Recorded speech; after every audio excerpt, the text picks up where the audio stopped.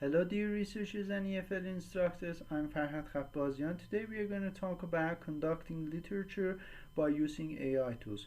As you know, AI tools, especially ChatGPT, is very famous these days among researchers and EFL instructors because they can use them to just conduct any kind of research when it comes to, for example, a vague topic they have and they want to conduct a research about it.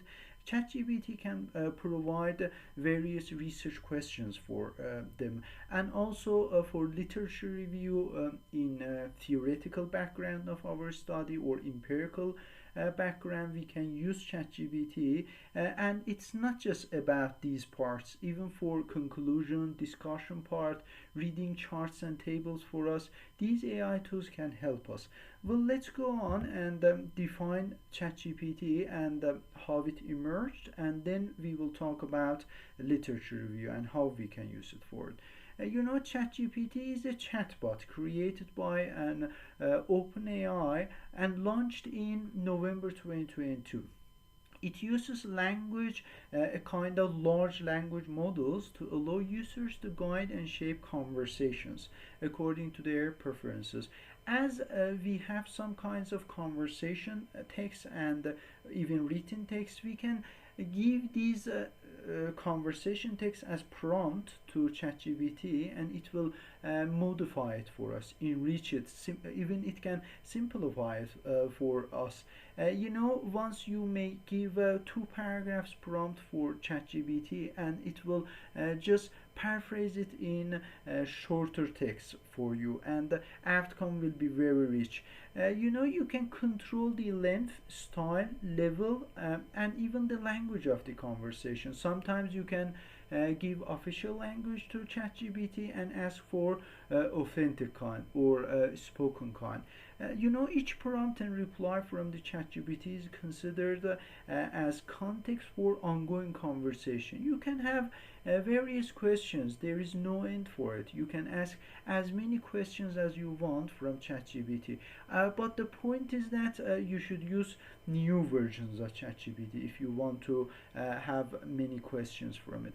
ChatGPT can give you rich output only when you can give it rich input. If the input is not rich, then it will not provide you rich output. Imagine that you may ask a question that your question is vague or too long. Then ChatGPT cannot provide clear cut answers for your questions.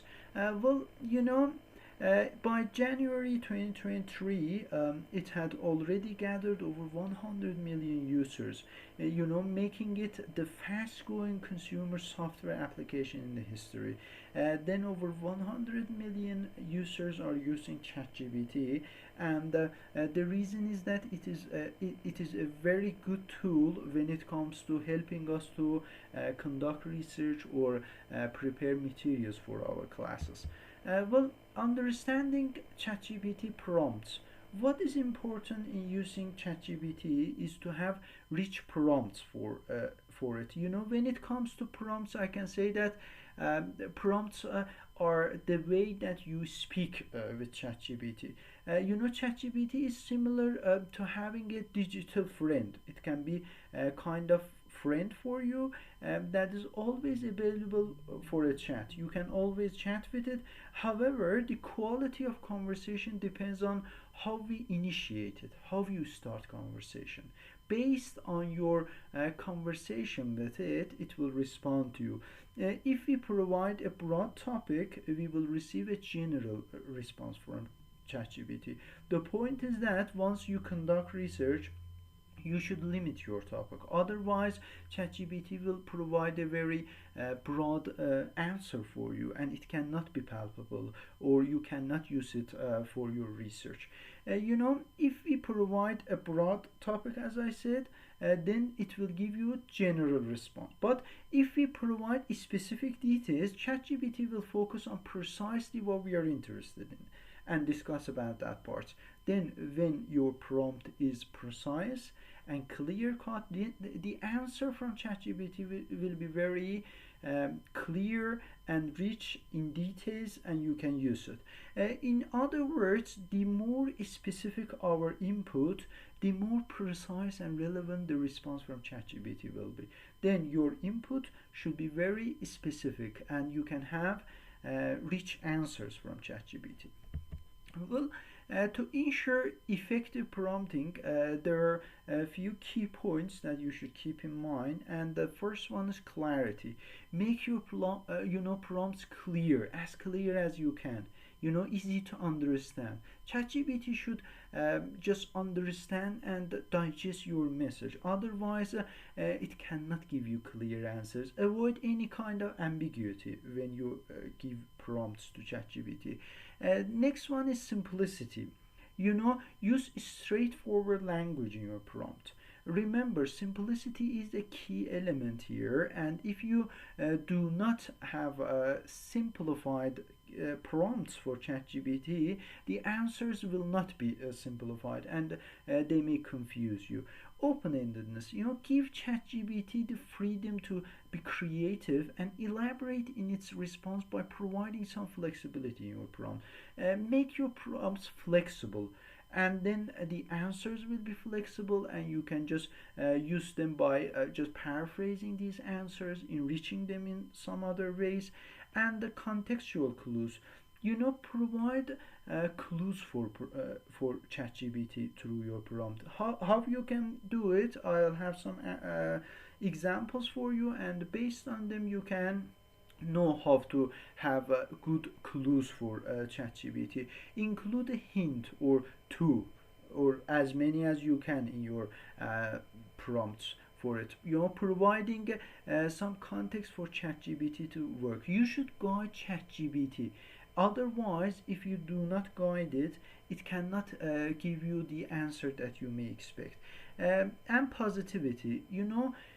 Maintain a positive tone in your prompt. Although if you use imperative or any kind of language, it will answer you aggressive language, strong language, but the point is that if you have positive tone, then answer can be better.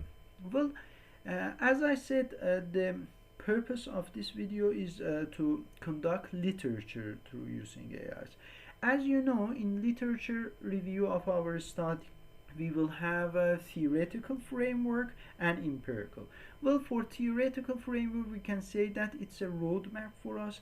We will have the theories that we want to work on it, and also these theories will support our research. Then they are very important, and we can explain the existing theories that will support our research. Okay, demonstrating our paper, will talk about the related theories that will just support the research that we want to work on it. Basically the theoretical framework provides some justification and context for your research, making it an essential first step in writing your paper. And thesis, dissertation, or article, whatever you are doing and conducting research, you can use theoretical framework in your chapter 2 for dissertations. And let's have an example, and then I will clarify how you can use it. Imagine this example prompt. I review the literature on EFL teachers' motivation and resilience. Most of the research focused on teachers' other features, and I'm working on resilience of teachers and their emotion. Then in educational context, okay, based on this, we can ask ChatGPT to write a theoretical background in several papers. This is an example of prompts that you can use, and based on it you can ask ChatGPT based on this prompt as I provided here. Based on this prompt, you can ask ChatGPT to write a theoretical background for your research. But the point is that, as you see, I clarified every key term about my research, then I asked it to answer. Otherwise, if you just ask provide theoretical background for me, it may just confuse the ChatGPT, your prompt. may confuse ChatGPT, and it will give you a vague answer based on your prompt. So make it one paragraph your prompt about theoretical background and ask ChatGPT to provide an answer for you. Then we have empirical studies in chapter 2 of your dissertation, or even if you have a research paper, again you can have empirical study. And to clarify it, we can say that an empirical literature review, also called as systematic review, explains past empirical studies, the past studies related to our topic. Okay, instead of relying on theories or beliefs, empirical research relies on observations and measurement to draw conclusion. In simple terms, it looks at what has been observed and measured in previous studies to provide insights and findings for us. Through empirical study, you can just delve into past research papers and articles to see which researchers worked on your topic, and you can provide these empirical studies, and they should be up to date. You shouldn't use old ones. Well, example prompt for empirical studies can be like this: I review the literature on EFL students' peer correction. Most of the research focused on EFL students' error correction, and no comprehensive study has been conducted to investigate peer correction in EFL context. Based on this, explore the related empirical studies about the related topic. See, this is the prompt that I provided to ask for empirical studies. Although, when it comes to citation, they may not be precise. You should check. You can Google these articles. You can just check Google Scholar, ResearchGate to see whether they are valid or not. Then, if they are, you can use. Otherwise, you can paraphrase them. Okay? This is very important about this level. And the last point that I want to talk about ChatGPT and how you can use it to conduct research is simplifying complex tasks that you have for AI.